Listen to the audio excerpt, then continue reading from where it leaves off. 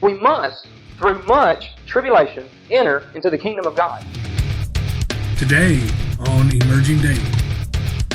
Now, if you look up that word tribulation, it's pressure. Now, I believe what's going on in these days right now, we're going through a lot of pressure. God is trying to form something in us. He's trying to form something in you. But it takes pressure.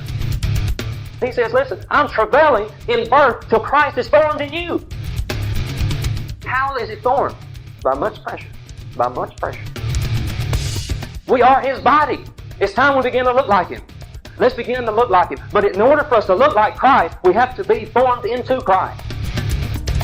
And until that happens, people, we need to quit worrying about Him coming down from the clouds. We need to begin to see Him in you and in me.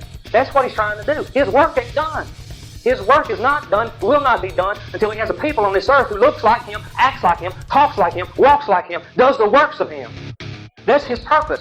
That's the Alpha. That's the Omega. That's the beginning and the end of the plan of God.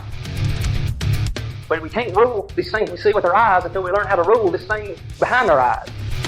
We can't rule the things we walk on and the things we encounter in life until we begin to rule this body. The salvation of our soul is not talking about us getting saved and going to heaven.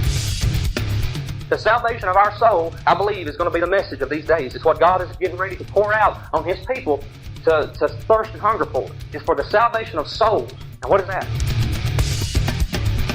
My mind, my will, my emotions to be changed to take on the mind of Christ. He's wanting to raise you up into a high, exalted place in Him.